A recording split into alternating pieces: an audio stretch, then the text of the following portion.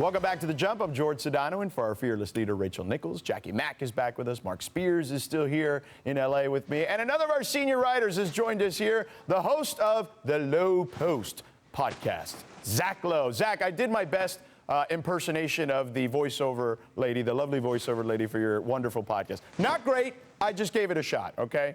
I put myself out there. All right, let's move on here. The Sixers are facing elimination tonight after blowing significant leads, to say the least, against the Hawks in each of the last two games. So, Zach, let's start with you. Fill in the blank for me here. The Sixers force a Game 7 if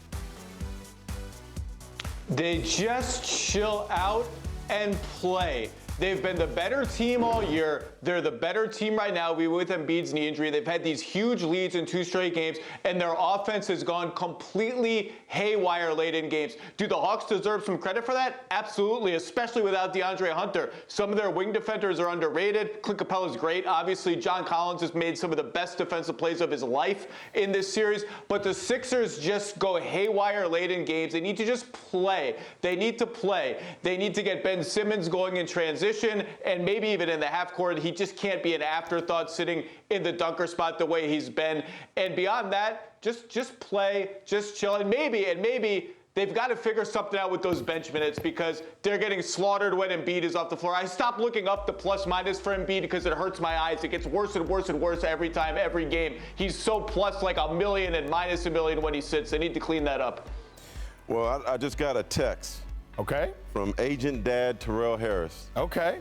Who's his son? Tobias Harris. Right. I said, what needs to happen? Because he texted me this morning. He's upset. He said, in terms of his son, give him the dang ball. Okay. And check up. That's it. That's what he said is the key for the Sixers. Obviously, he's a little biased with his son. And he's certainly animated, but he feels like his son could help push the team, the Sixers, over into the next game. And but I'm with Zach, man. This team is too good. They've been playing too many games with the Hawks, with all due respect to the Hawks and the amazing job that Nate McMillan is doing. And if I'm a team from another, a job open from another team, I'm calling Nate. I ain't waiting for the Hawks to figure this out. But the Sixers just have to be the Sixers, win the game, and they still should be able to overcome Ice Trae and company. Jackie? So I just think you guys aren't giving the Hawks enough credit for what's going on here. So those comebacks aren't easy, and these young shooters on that team are coming through in big moments. So if the Sixers are going to win, first of all, I do agree with Tobias's dad. He's got to drop at least 20 because they need someone besides Joel Embiid to score points. And Zach, while I agree with you, it would be great to get Simmons going in transition and to have him score in other ways. It almost feels like that train has left the station, at least in this series. But if I really wanted to clamp down, I'd start making it difficult for those young Hawk players to make big shots. I'd be a little more physical, and I'd put a little more heat on them, make it more difficult for them to change momentum the way they have throughout the series. Jackie, I think you're absolutely right. Like, we are not giving them enough credit. But look, the 1 seed being down is definitely the story in this regard. But let me ask you guys this. Jackie, I'll start with you here. Zach kind of alluded to this, right? Like, get Ben Simmons more involved in get him some easy looks near the basket, not necessarily just at the dunker spot, like Zach said. And how about, and I'm not trying to put Doc out there necessarily, but we know they're going to foul him intentionally.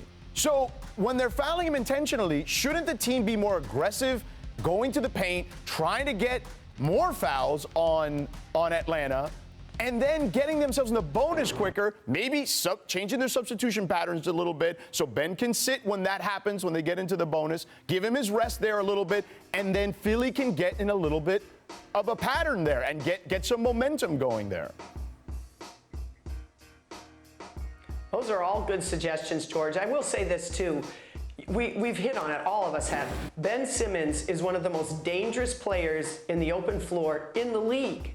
And why not try to find a way to get him those looks early on? Because I don't care who you are in the NBA, if your confidence starts to slip in any facet of your game, and clearly his confidence is suffering a bit here when you talk about at the free throw line, how do you get your confidence back? You get easy baskets. You get things that make you comfortable. So get out and run and get Ben Simmons the ball and let him finish in transition. That would be a good way to get him going again. Well, you have to get stops to get out and run, and that's the other thing that happened in the second half the other day is that they didn't get enough stops, and if you don't get stops, you can't run, and if you can't run, Ben Simmons is reduced to a spectator in the half court. Look, Ben Simmons is guarding Trae Young, and he's doing an amazing job on an amazing player who got 17 free throws the other night. Incredible stuff by Trae Young. But the Hawks don't want Trae Young guarding Ben Simmons, which means when they're in transition, whoever is near Ben Simmons that's not Trae Young is going to take him. Sometimes that's Bogdan Bogdanovic or Kevin Huerter. Sometimes Trae Young is stuck. That's when Ben Simmons has to be a bully, go right at the rim. And if the Sixers can just get 14, 16 points out of him, it makes all the difference in the world. And I think that will be an emphasis right away tonight. I expect a lot of Ben Simmons some way or other early in the game. And if I don't see it, I'm going to start sweating a little bit on Philly's behalf. Thanks for watching ESPN on YouTube. For live streaming sports and premium content, subscribe to ESPN+.